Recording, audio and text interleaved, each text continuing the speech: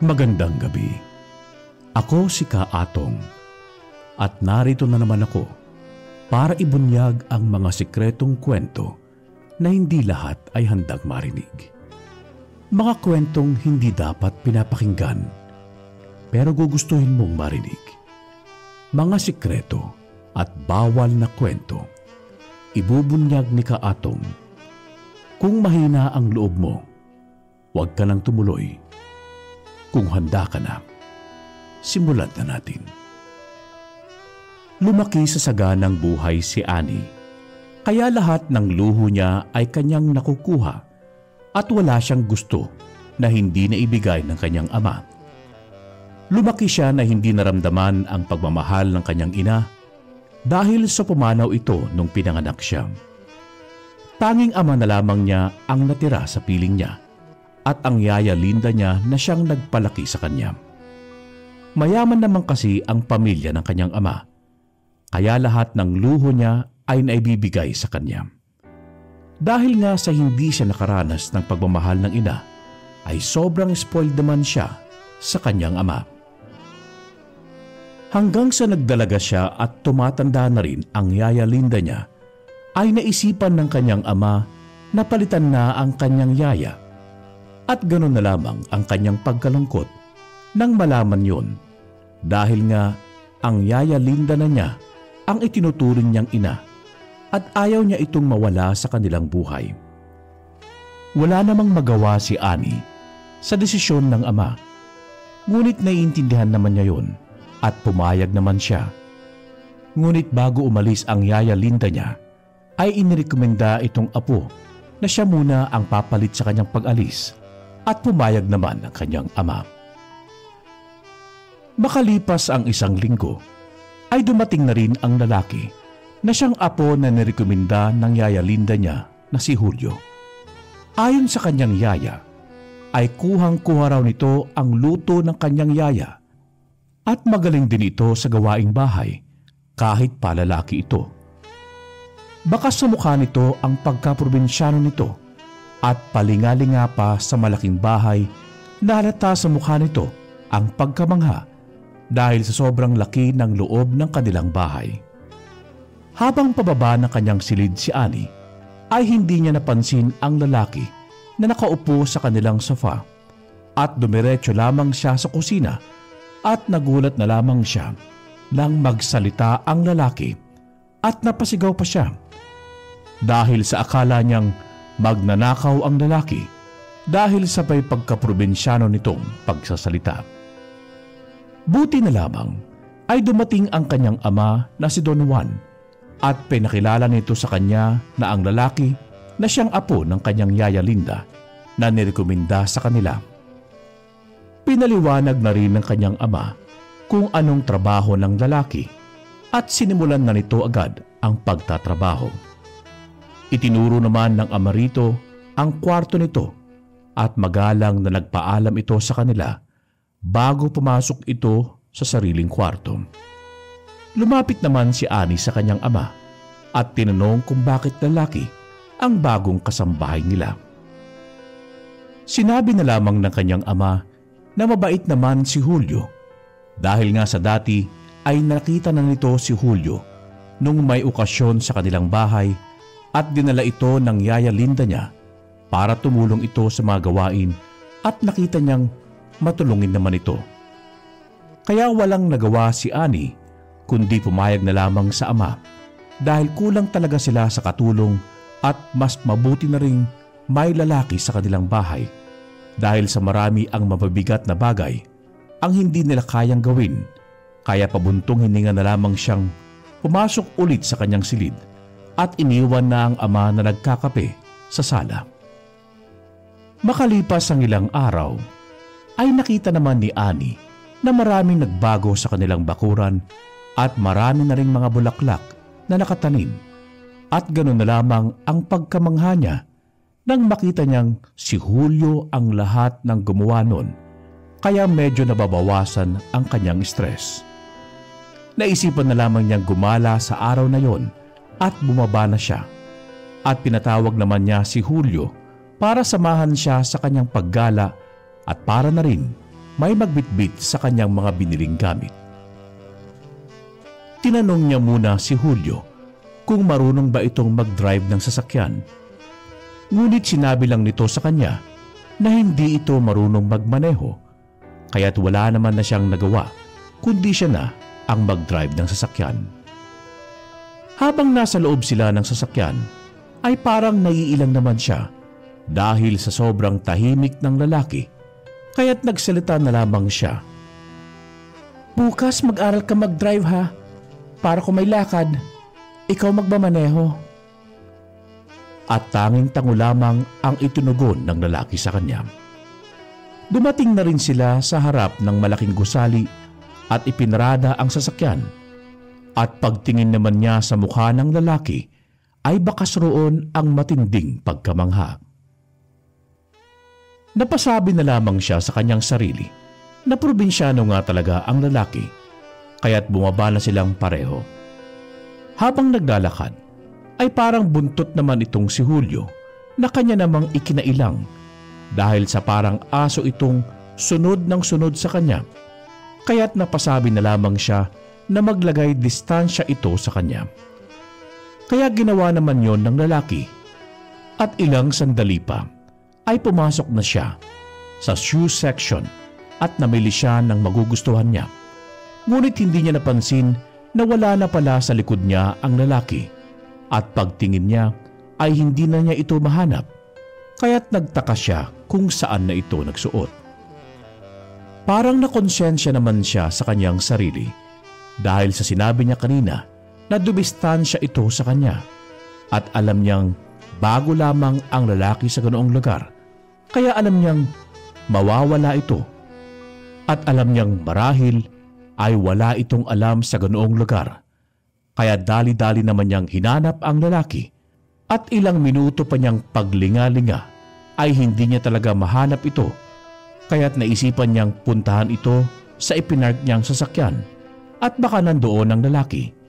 At ganoon na lamang ang pagkairita niya nang makita niya ang lalaking nakatayo sa harap ng kanyang sasakyan at palinga-linga pa ito at bahagya pang nagulat nang makita siya nito. Sa pagkainis ay umuwi na lamang sila. Mukhang wala talagang alam ang lalaki sa syudad at hindi naman niya ito masisisi. Pagdating sa bahay ay nakita niyang tumungo na ito sa kusina habang siya ay pumasok sa kanyang silid. Matutulog na lamang siya, lalo pa at bumuhos na ang malakas na ulan sa labas.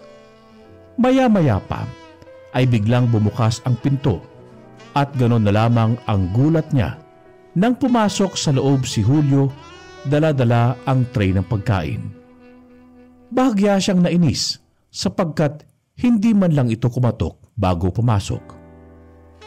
Papaano naman kung may ginagawa siya tapos bigla itong papasok? Madalas pa naman niyang ginagawa ang bagay na yon kapag mag-isa siya. Imbis na magalit ay nawala ang galit niya nang makitang puro paboritong pagkain niya ang laman ng tray na dala-dala nito. Dahil nakaramdam na rin siya ng gutom ay kumain na siya. Sa unang tikim pa lang ay nasarapan na kaagad siya sa luto ni Julio. Talagang manang-mana nga ito sa kanyang Yaya Linda na magaling pagdating sa pagluluto. Kuhang-kuha talaga ng mga ito ang panlasa niya, kaya naman naparami tuloy ang kain niya. Lumipas ang mga araw na halos wala namang kakaibang nangyayari. Ganon na ang naging kilos ni Julio sa bahay nila, kaya naman wala na siyang masabi at talagang masipag nga ito. Hanggang sa isang umaga, habang malakas ang buhos ng ulan sa labas, ay nag-init ang katawan ni Annie. Para bang may kung anong nag-udyok sa kanya na paligayahin ang kanyang sarili. Pilit niyang pinigilan ang kanyang sarili, ngunit talagang naroon ang kagustuhan niyang ilabas ang init ng kanyang katawan ng umagang yun. Tinanggal niya ang kumot na nakatabing sa kanyang katawan at saka ibinaba ang kanyang suot na manipis na pajama. Kaagad niyang ibinaba ang kanyang kamay at saka walang ano-anong pinaglaruan ang parting yon ng kanyang katawan. Kaagad siyang napapikit at bilang sa lamig ng panahon ay tila nag-aalab sa init ang kanyang katawan. Talagang sarap na sarap siya sa ginagawa niya ng mga oras na yun at hindi na rin niya magawang pigilan ang kanyang mga ingay.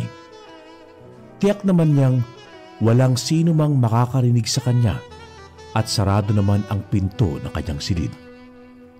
Hindi pa siya nakontento at inabot niya ang kanyang laptop na nakapatong lamang sa kanyang bedside table at saka yun binuksan. Doon ay pinanood niya ang kanyang paboritong panoorin. Siya lang ang nakakaalam na napakaraming lamang malalaswang video ang kanyang laptop. Yun ang madalas niyang pinapanood na siya namang dahilan kung bakit siya naging mahilig sa ganoong bagay. Ibinaba niya ulit ang kanyang kamay habang tutok sa kanyang laptop ang kanyang mga mata. Nakapatong lamang yon sa kanyang tiyan habang abala ang kanyang kanang kamay sa pagpapaligaya sa kanyang sarili. Talagang halos mabaliw na siya sa ligayang kanyang nadarama, lalo pa at isang mainit na tagpo ang kanyang pinapanood. Talagang patindi ng patindi ang init sa kanyang katawan. Iniisip niyang siya ang babae sa palabas at talaga namang bakas sa mukha ng babae roon na nag-i-enjoy ito ng gusto. Sino ba naman kasi ang hindi mag-i-enjoy? Nasa ilalim lang naman ito ng isang matipunong lalaki habang kapwa hubot-hubad ang mga ito. Marahas rin na gumagalaw sa ibabaw nito ang lalaki at talaga namang dinig niya ang bawat pagsalubong ng katawan ng mga ito na siya naman niyang sinasabayan ng kanyang kamay. Awang ang kanyang mga labi at nangungusap ang kanyang mga mata. Wala na siyang pakialam pa sa paligid niya. Patindi ng patindi ang kanyang nararamdaman at talaga namang halos wala siyang pagsidlan ng labis na kaligayahan. Napakagatlabi pa siya nang mas bumilis pa ang bawat galaw ng lalaki sa video at tila ba siya yung nababaliw at nararamdaman din niya ang bawat galaw nito. Paulit-ulit niyang binanggit na huwag itong huminto sapagkat natatanong na niya ang kanyang nalalapit na pagdating sa sukdulan. Ngunit isang pagtawag sa kanyang pangalan ang siyang halos magpaguho ng kanyang mundo. Kaagad na lumipad ang kanyang paningin sa gawin ng pinto kung saan kanina pa pala nakatayo si Julio na may daladalang tray ng pagkain. Hindi siya kaagad nakagalaw, dala ng matinding pagkabitin. Kaya naman isang pilyang ideya ang pumasok sa kanyang isip. Natakot lang naman siya at baka ang kanyang ama ang makahuli sa kanyang ginagawa.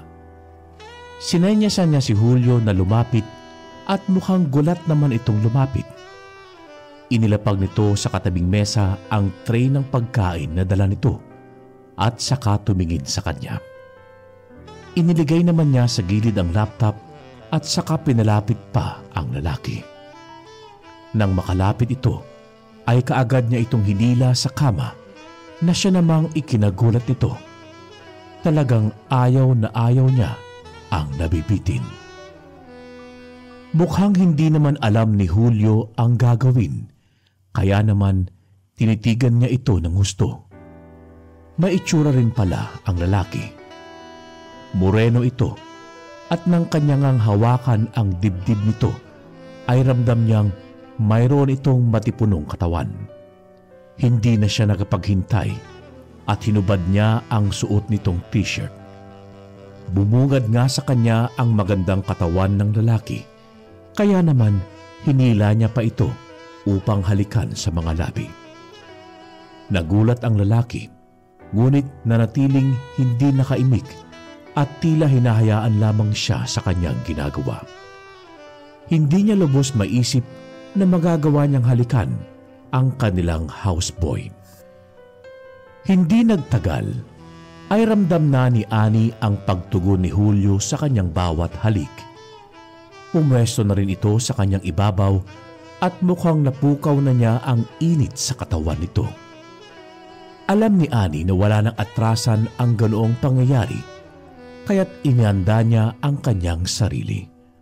Batid niyang masasaktan siya sapagkat yun ang kanyang unang karanasan. Tiyak na hindi naman niya pagsisisihan na kay Julio niya ibibigay ang kanyang unang karanasan. Hindi nga nagtagal at tuluyan na ring tinanggal ni Julio ang kanyang suot pang itaas. Hubot-hubad na siya sa ilalim nito at nagmistula itong sanggol na pinagtuunan ng pansin ang kanyang malulusog na hinaharap. Kaagad na napapikit ng mariin si Annie nang maramdaman ang init ng dila ni Julio. Talagang napasabunot pa siya sa buhok nito at talaga namang hinayaan niyong sipsipin siya ng gusto. Maya-maya pa ay bumaba pa ang halik nito sa kanyang puson, pababa sa kanyang ibabang parte, at doon ay walang ano-ano nitong sinunggaban ang bagay na yun. Halos napaigtad si Annie sa ginawang yon ni Julio. Ngayong alam na niya ang pakiramdam ng ginagawa ang ganoon. Kaya pala ganoon na lamang ang pagsisigaw ng mga babaeng napapanood niya sa tuwing ginagawa yun ng mga lalaki sa mga ito. Yun pala ang pinakamasarap na parte na talaga namang halos ayaw na niyang matigil. Napakahigpit na rin ng hawak niya sa buhok ng lalaki sapagkat ayaw niyang iwanan nito ang parting yon ng kanyang katawan. Talagang paulit-ulit na lumabas sa kanyang mga labi na huwag itong huminto sa ginagawa at mas lalo pang tumindi ang sensasyon na kanyang nararamdaman. Halos mabulunan siya ng kanyang sariling laway sa puntong yon. Mukhang nag-enjoy naman sa ginagawa si Julio at halos ayaw nitong tantanan ang parting yon ng kanyang katawan. Hindi nagtagal at kusa na niya itong hinila upang simulan na ang totoong laban. Mabilisan naman itong ibinaba ang suot nitong pantalon at hindi na lamang niya inalintana na amoy sibuyas at bawang ito dahil nga sa pagluluto. Maya-maya pa ay pareho na silang walang saplot at nagpakasasa naman ang lalaki sa paghaplos at pagtitig sa kanyang magandang katawan. Kung iisipin, ay napakaswerte nito at ito ang unang makakaangkin sa kanya. Pero kagustuhan din naman niya yon, kaya tiyak na hindi rin siya magsisisi sa huli. Pumesto na nga ang lalaki sa kanyang ibabaw at inihanda na ang kanilang mga katawan. Kagat labi si Annie nang maramdaman ang pilit na pagpasok ng bagay na yon sa kanyang kaloob-looban.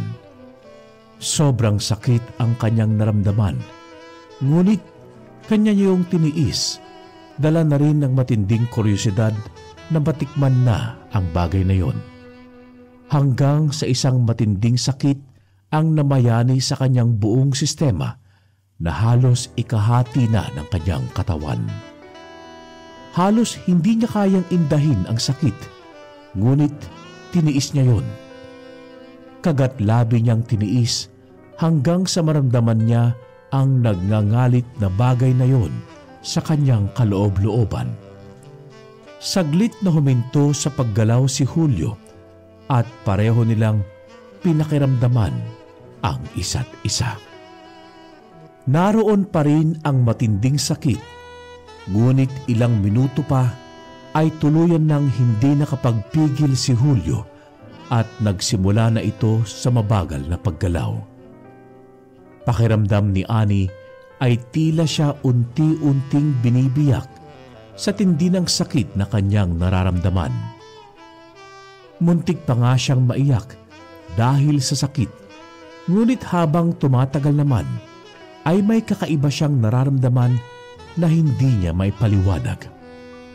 Ilang saglit na ang sakit na kanyang nararamdaman ay tuluyang napalitan ng walang katulad na kiliti na talaga namang halos magpalunod sa kanyang buong pagkatao. Halos maubusan siya ng hininga sa tindi nun at talaga namang wala na siyang masabi.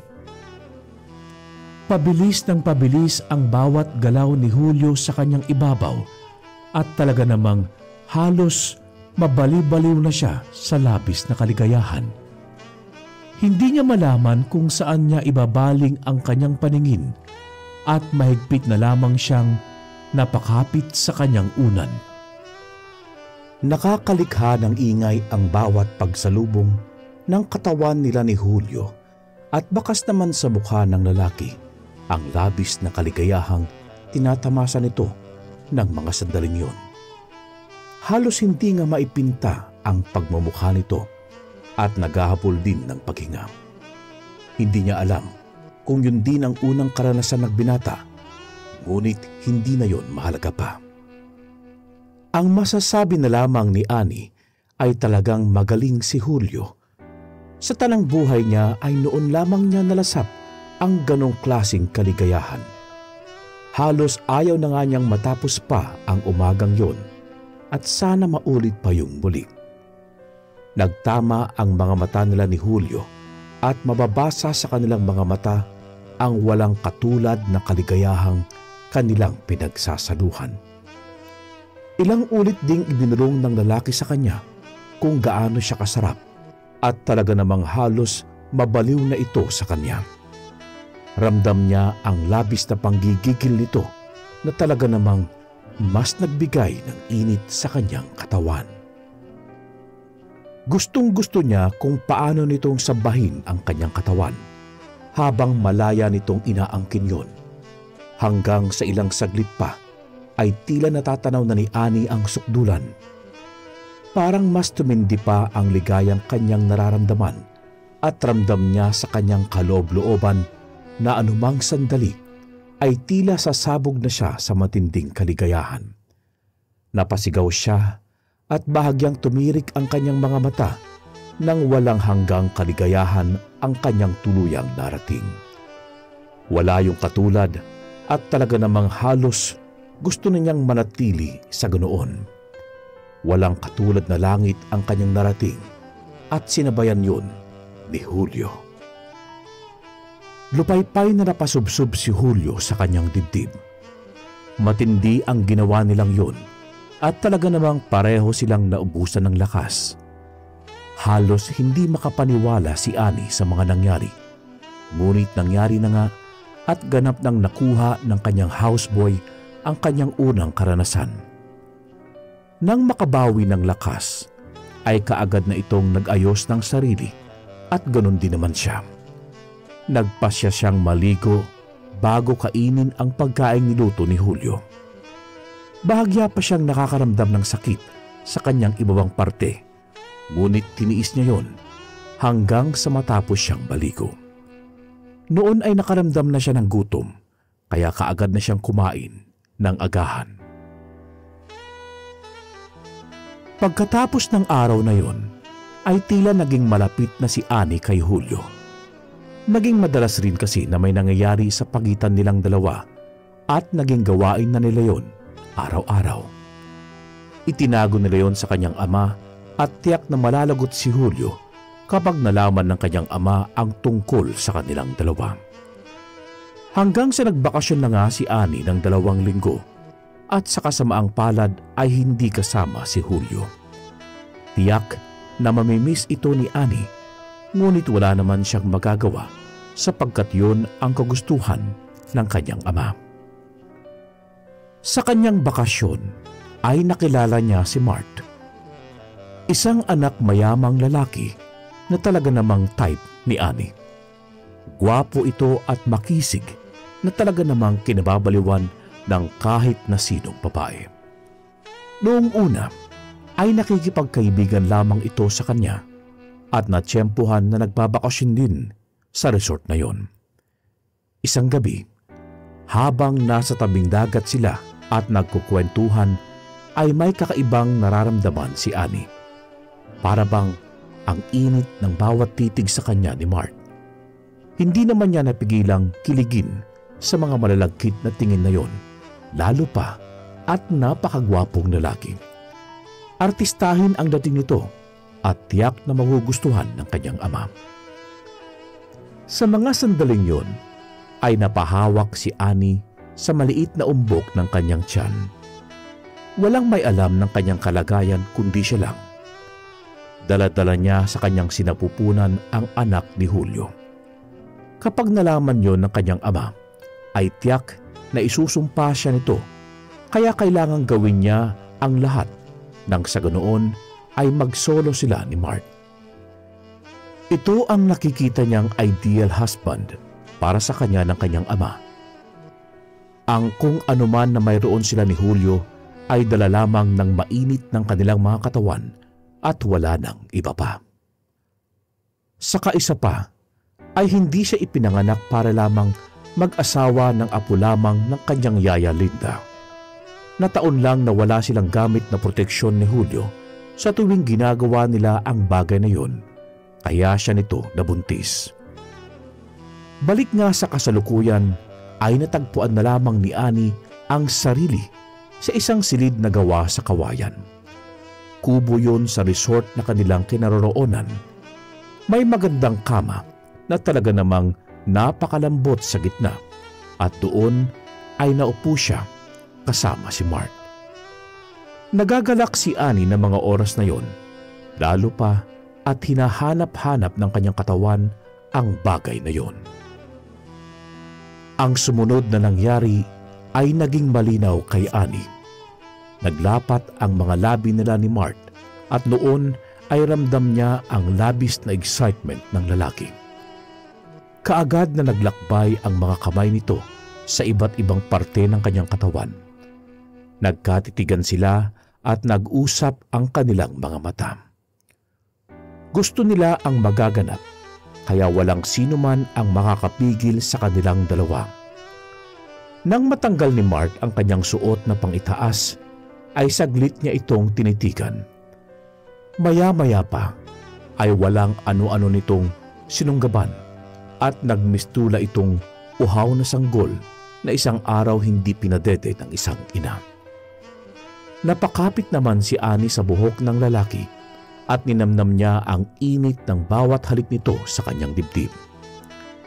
Iniisip niya na konti na lang at magkakaroon na ng gwapo at mayaman na ama ang kanyang anak. Hanggang sa pang-ibabang saplot na niya ang hinubad ng lalaki. Doon ay nagpakasawa ito at talaga namang napakagaling ni Mark pagdating sa ganoong bagay. Tiyak na hinding-hindi makakalimutan ni Annie ang bagay na yon na ipinalasap sa kanya ng lalaki. Hanggang sa natagpuan na niya ang sariling inaangkin ni Mark. Halos mabaliw siya sa marahas na pag-angkin ng lalaki sa kanya. Pigil na pigil niya ang mag-ingay at alam niyang pwede silang marinig ng mga tao sa labas. Gawa pa naman sa kawayan ng kubo, kaya alam niyang konting ingay lamang nila ay maririnig sila ng ibang guest ng resort. Halos tumirik ang mga mata ni Annie, lalo pa at napakatindi ni Mark pagdating sa kama. Halos walang sinabi si Julio rito. Matindi ang ligayang nararamdaman ni Annie ng mga sandaling yun. Nakikita naman niya sa mukha ni Mark na sobrang nanggigigil na ito sa kanya, na para bang gusto na siya nitong durugin. Awang ang mga labi ni Annie at naghahabol na rin sa paghinga. Talagang sarap na sarap siya sa puntong yon. Ayaw na ayaw niyang huminto sa ginagawa ang lalaki at alam na alam niyang mabibitin siya ng gusto. Hanggang sa nagagawa pa siya nitong halikan sa mga labi habang patuloy ito sa paggalaw sa kanyang ibabaw. Ramdam niya sa kanyang kaloob-looban ang hugis ng lalaki, maging kung gaanong nagngangalit sa galit ang bagay na yon. Pikit mata niyang ninanamnam ang walang katulad na ligaya ng kanilang pag-iisa at talaga namang tuluyan siyang nadarang. Hindi pa nakontento si Mark at hinila siya nito at iginiya patalikod sa gawin nito. Walang ano-ano ay muli nitong pinag-isa ang kanilang mga katawan na halos ikabulunan ni Annie. Talagang ramdam niya ang bawat galaw ng lalaki sa kanyang likuran at talaga namang gigil na gigil ito. Mararahas na paghinga lamang ang nagawa ni Annie ng mga oras na yon. Wala na nga talaga siyang masabi pa. Patindi na rin ng patindi ang natatamong kaligayahan ni Annie. Pakiramdam niya anumang oras ay kanya nang mararating ang kalangitan. Wala siyang ibang gusto ng mga sandaling yon kundi ang magpatuloy ang lalaki sa kanyang ginagawa. Mabuti na lamang ang tila hinahabol din nito ang kaligayahang ninanais, kaya hindi nito magawa ang huminto man lang ng saglit. Sarap na sarap ito habang hindi pa nakukontento at nagagawa pa nitong hagilapin ang kanyang naglulusugang hinaharap. Halos mabaliw-baliw na silang pareho ng mga sandaling yon. Ilang saglit pa ay tuluyang narating ni Annie ang walang hanggang kaligayahan. Halos mapasubsob siya sa kama at mabuti na lamang at mahigpit na nakayapos sa kanyang katawan si Mark. Hindi pa rin ito tapos, kaya alam ni Annie na hinding-hindi siya nito titigilan. Hanggang sa ito naman ang nahiga at siya naman daw ang pumaibabaw rito sa kanya na kanya namang sinunod. Talaga namang bakas sa mukha nito ang matinding init. Dahil ayaw naman niyang mabitin ang lalaki, kahit pa nakakaramdam na siya ng sakit, ay sinunod niya ang gusto nitong mangyari. Naupo siya sa ibabaw nito at muling pinag-isa ang kanilang mga katawan. Sa puntong yun ay ramdam niya ang labis na sakit, lalo na at may kahabaan at katabaan ng bagay na yun. Ngunit tiniis yun ni Annie.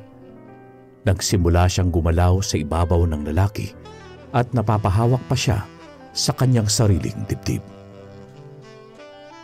Wala siyang ibang ginawa kundi ang magkunwaring nasisiyahan kahit pa ang totoo ay nasasaktan na siya.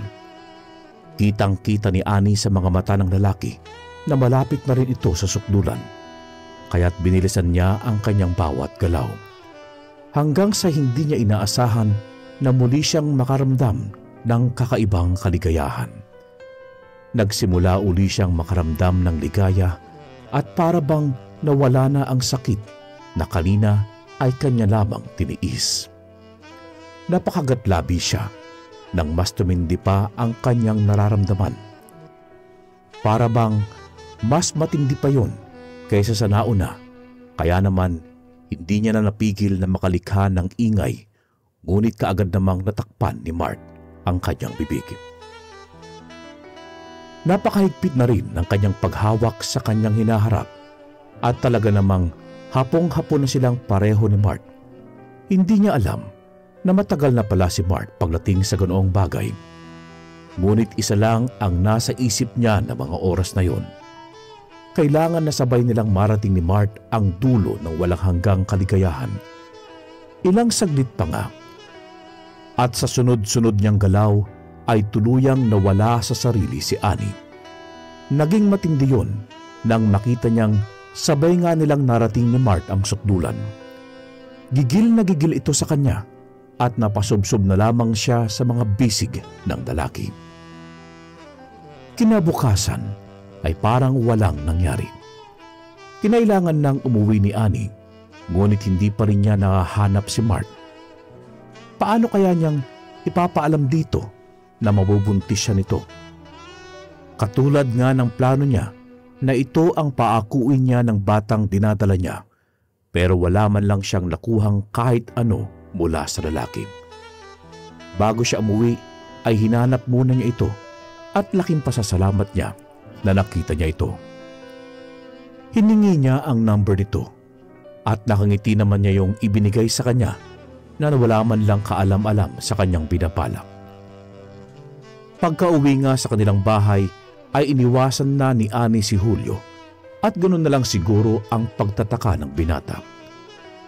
Pagkatapos lamang ng 3 linggo ay nagpasya na siyang tawagan si Mark kahit pa higit 1 buwan na ang ipinagbubuntis niya. Pwede naman kasing mali ang pagkakabilang kung ilang buwan na ang bata sa kanyang tiyan. Laking tuwa naman siya nang sagutin nito ang kabilang linya. Ngunit nagtaka kung bakit babae ang naulunigan niya sa kabilang linya. Tinanong niya ito kung sino ito at sinabi nitong asawa umano ito ni Mark. Noon ay gumuho ang mga plano ni Annie. Paano na ang anak niya? Sino na ang magiging ama ng kanyang anak? Hanggang sa tuluyan na ngang nalaman ng kanyang ama ang kanyang pagbubuntis. Pilit siya nitong tinanong sa kung sino ang ama ng kanyang anak, ngunit ayaw niyang magsalita.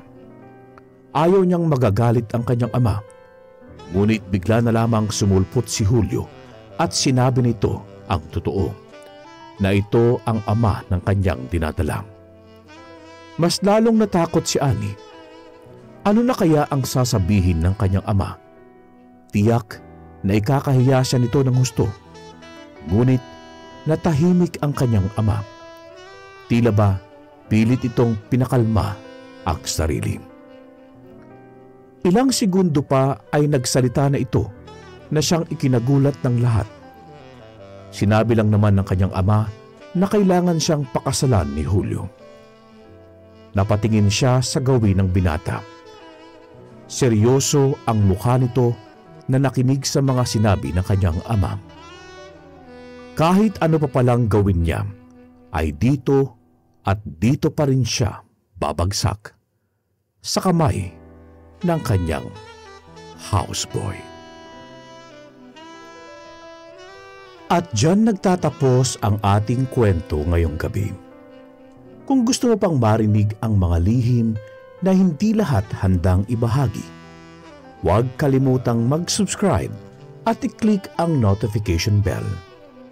Ako si Kaatong at lagi mong tatandaan, may mga kwento na masarap pakinggan pero bawal pag-usapan.